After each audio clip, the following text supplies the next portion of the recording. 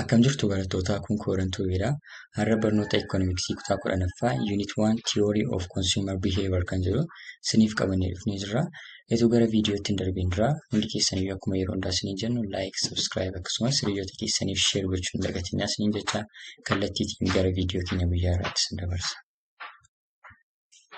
Jechoota nuti hubachuu qabnu erga viidiyoo kana fixnee tokkoffaa commodity jechuun maal jecha akka ta'e kan biraa certification, utility, utils, cardinal utility warreen jennu warreen kana shanan sirriitti adda baasnee beekuu qabna. So garuu warreen kana tokko tokkoon hin ilaaliin dura commodity kan jennuu fi servicii kan jennu garaagarummaa isaa adda baastanii beekuu qabdu. So kana ibsuudhaaf commodity kan jennu kuni lamaan isaayyuu commodityinis servisiinis wanta nuti binnee fayyadamnudha. Commodityini wanta nuti binnee fayyadamnu ta'ee kan fiizikaalii tachi goonuu fi akkasumas immoo ija keenyaan kan arginudha. Akkas jechuun amma fakkeenyaaf namni tokko suuqii dhaqee gaafa bishaan haayilaandii bitu bishaan sana harkaan qaqqabuu danda'a akkasumas immoo ijaan ni arga. Kanaafiyyuu warreen akkasii maal jedhamanii beekamu? Commodity jedhamanii beekamu jechuudha. Inni kan biraan immoo service warreen jennu. Servisii kan jennu immoo dhaabbata adda addaa irraatii kan nuti binnu. Amma fakkeenyaaf Itiyoo Telekoomii irraatii kuufama adda addaa ni binna. Kuufama kana ni binnaa ni fayyadamna garuu maal goonu harkaan hin qaqqabnu akkasumas immoo ija keenyaan hin arginu. So warreen akkasii maal jedhamanii beekamu? Servisii jedhamu. Commodity kan jennu garuu wanta nuti binnee fayyadamuu dandeenyu harkaan tuttuqnee akkasumas immoo ija keenyaan kan arginu jechuudha. Sanaan alatti warreen kana viidiyoo kana keessatti ni hubanna. Okay, mata dureen xiqqaa unity kana jala jiru the concept of utility kan jennudha. So utility jechuun maal jechuudha isa jedhu gaafa ilaallu utility is the level of satisfaction or pleasure derived from the consumption of good or service. Utility kan jennu gaafa wanta tokko binnu consume gochuudhaaf wanta tokko gaafa binnu satisfaction nuti irraa argannu yookaan pleasure nuti irraa argannu utility jedhama. Kanaafiyyuu greater satisfaction means greater utility. Kanaafiyyuu utility jechuun karaa afaan Oromootiin maal jechuudha? Gammachuu isa inni waamnu jechuudha. So in defining utility it is important to bear in mind the following points. Gaafa utility define goonu utility jechuun akkasidha jennee gaafa define goonu warreen armaan gadii kana sirriitti sammuu keenya keessatti beekuun barbaachisaadha. Inni jalqabaa relativity of utility kan jennu. Relativity of utility kan jennu maal jechuudha isa jedhu haala salphaatiin gaafa isiniif ibsu fakkeenya kana fudhadhaa ilaalaa. Barataa A fi B'tu jira. Lamaan isaaniiyyuu manatti galan. Inni barataan Aani baay'ee dheebotee jira. Barataan B'aan immoo normaali utuu hin dheebotiin akkasumatti hin dhuge. So lamaan isaanii gaafa dhuganii bishaan sana dhuguuni barataa isa kamii fedha kan inni satisfaction guddaa kennu barataa A fedha miti. So kanaafidha relativity kan inni qabaatu utility. Maalidhaa namaa gara namaatti adda addaadha. Yeroo hundumaa seenuu miti. Utility guddaa kan qabaatu isa kamidha jechuudha? Isa dheebotee jirudha jechuudha. So amma fakkeenya ammaa keessatti the same commodity waan isaan dhugan lamaan isaaniiyyuu maalidhaa? Bishaan dhugan lamaan isaaniiyyuu provides different utility. Utility inni laate garuu bishaan lamaan isaaniiyyuu dhuganii lamaan isaaniifiyyuu utility adda addaa laate. To different consumers. Consumeriin sun immoo namoota adda addaadha. So kanadha jechuudha. Relativity of utility jechuun maal jechuudha? Namoota adda addaa bukkeetti adda addaadha utility inni kennu. Maaltu commodity tokko jechuudha. Okay. Inni kan biraa the utility of product can be different at different places in the times. Kun immoo maalidhaa?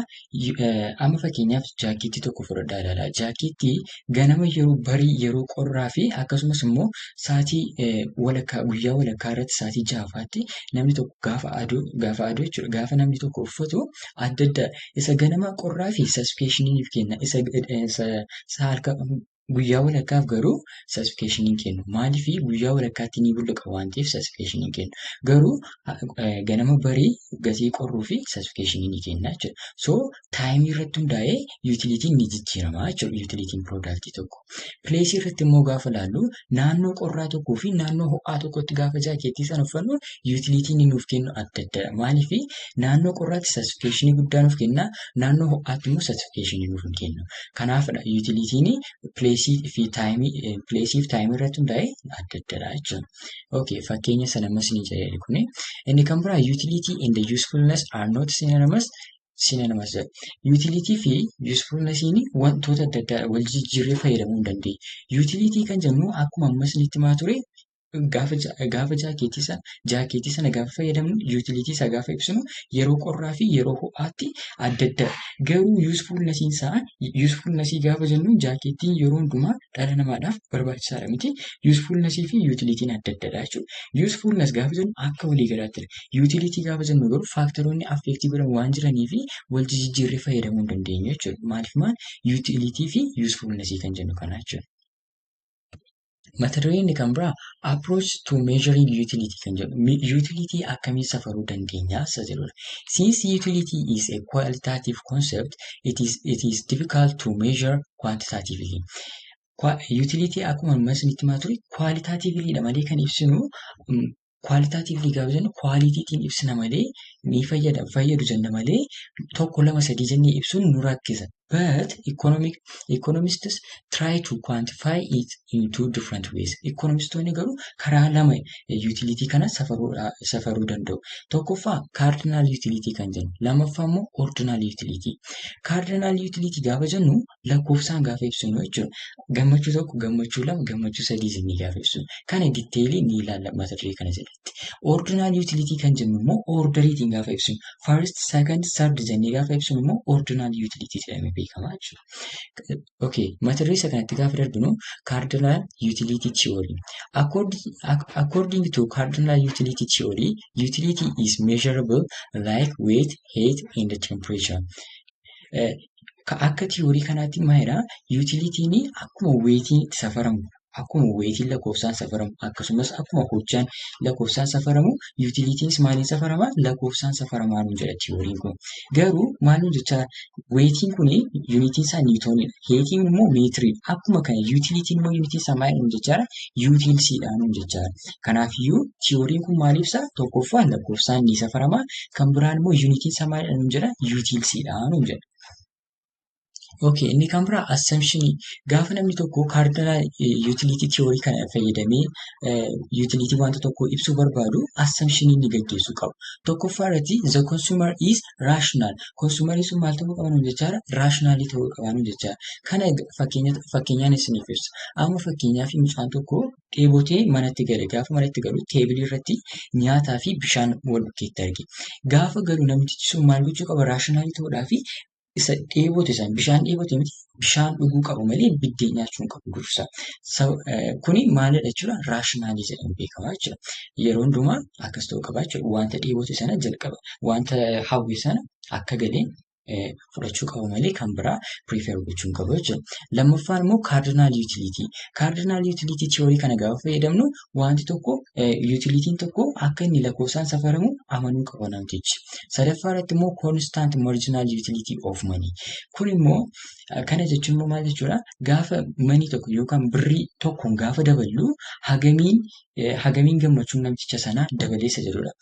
Marginal utility of money gaafa jettu ishee kana adda irraa baasnee marginal utility of money jechuun gaafa birrii tokko wanta tokko daballu fedhiin nama sanaa hammamiin dabaleessa jedhudha. Yookaan immoo manii kana ituu wataritti deebisneeti amma fakkeenyaaf bishaan burcuqqoo tokko gaafa argatu namtichi suni hammamiin fedhiin isaa dabalee kan jedhu marginal jechuu kanatti ibsaa jechuudha.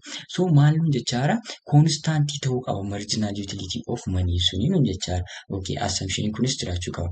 Afuraffaa irratti immoo diminishing marginal utility. Marginal utility jechuun sun ammas ni ibsudha. Diminishing jechuun immoo decrease ta'uu qaba.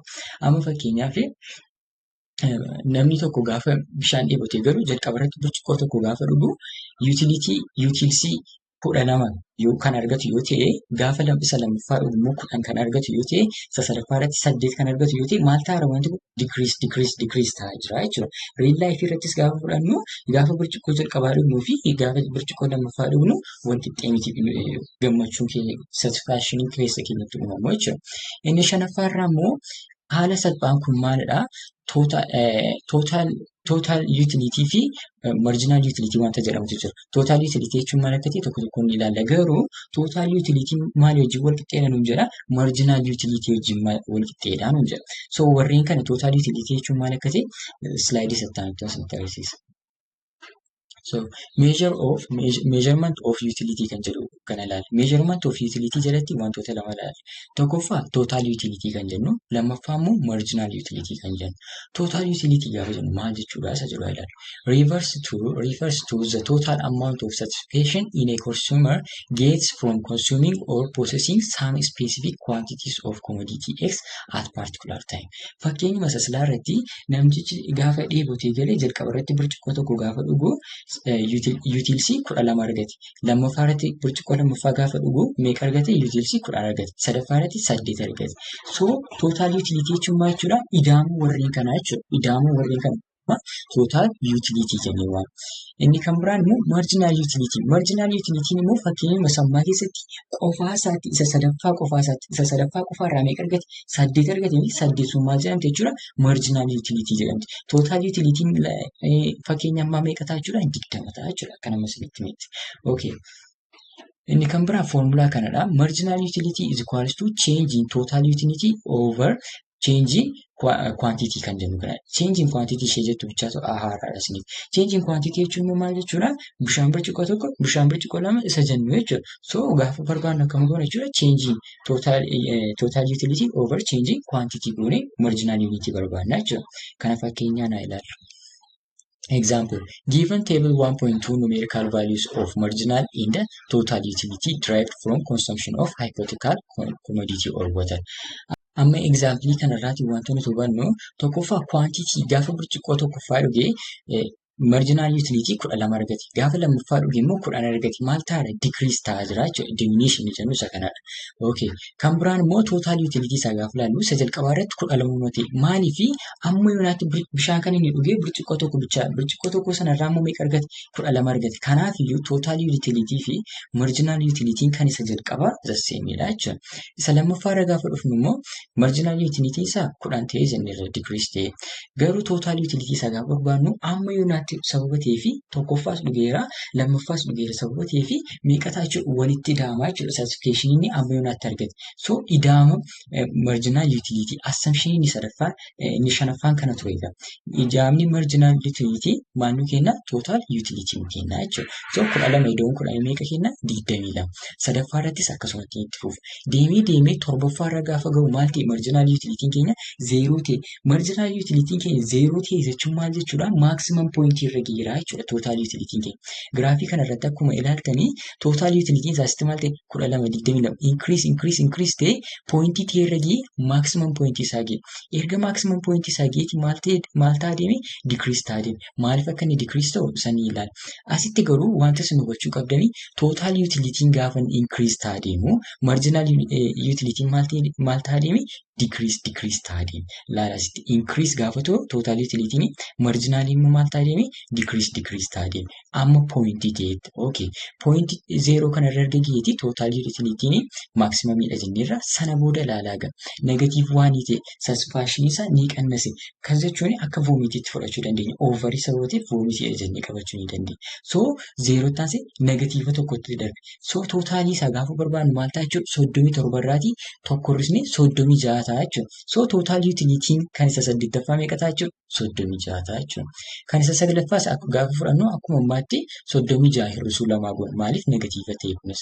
Achi kan isa 10ffaas 30 hir'isuu 4. Asitti ilaalaa ga'a. 36, 34, 30 ta'e maal ta'e? Decrease ta'e. Gaafa kana marginal utility isaa maal ta'ara? Negatiiva keessa decrease seenaa. Kanaafiyyuu total utility gaafa decrease ta'u maal ta'a jechuudha? Marginal utility keenya negatiiva ta'a.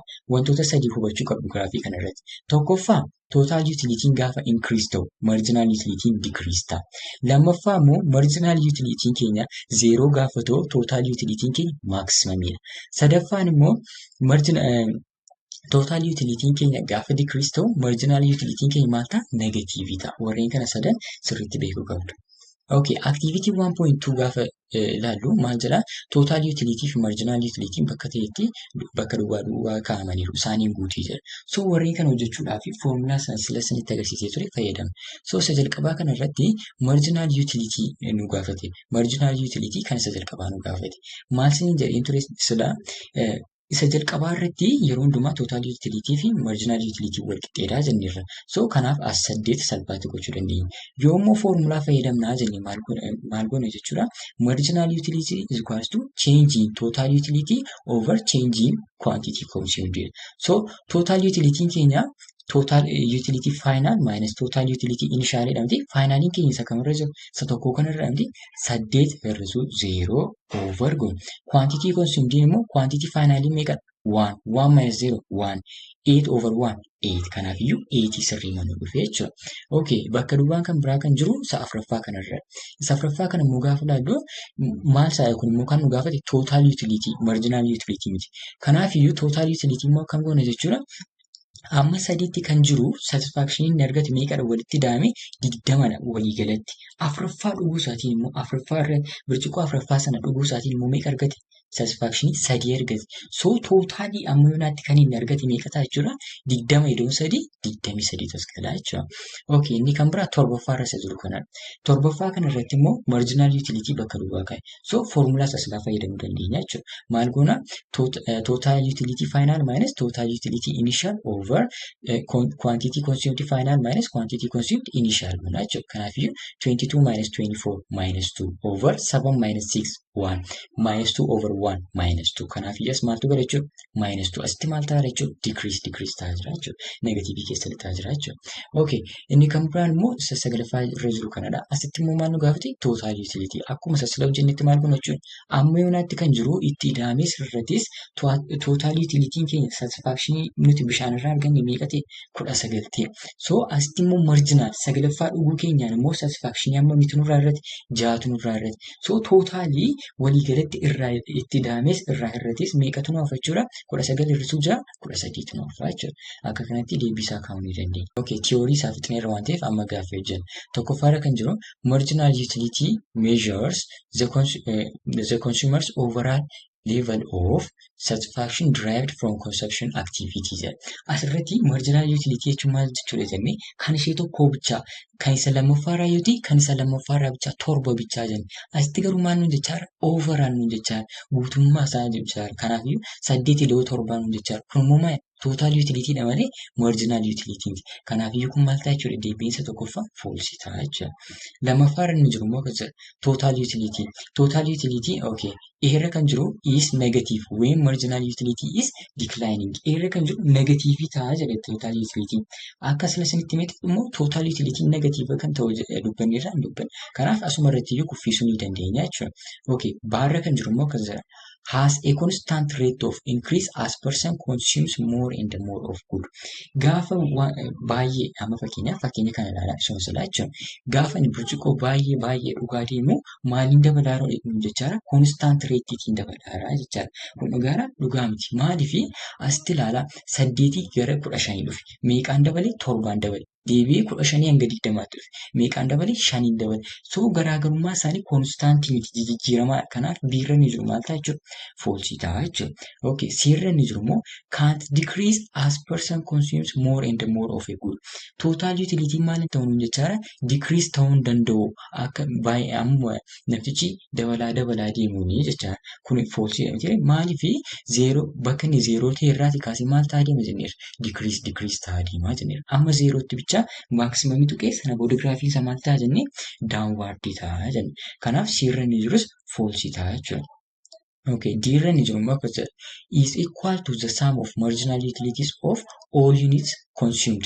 Kana immoo assumption shanaffaa irratti ilaalleera waan ta'eef tootaalii kun turuudha. Kanaafiyyuu deebiinsa tokkoffaa maal ta'a jechuudha? D ta'a jechuudha. Okay, inni kan biraa when you consume another piece of candy, your marginal utility is 0. Kana jechuun immoo maal nuun jechaadha? Marginal utility keenya 0 gaafa ta'u maal jechuudha? Hiikisaa kan jedhudha karaa kan biraa gaaffiin kun. Irratti you should consume less candy. Kun kan ta'uu danda'u yoo maal ta'edha? Hiikisaa kuni yoo negatiivii ta'e marginal utility keenya. Biirra kan jiru immoo you want more candy. More candy kan inni ta'u immoo marginal utility keenya yoo maal ta'e positive yoo ta'e jechuudha. Sirra kan jiru immoo you have maximum maximize your total utility from consuming candy.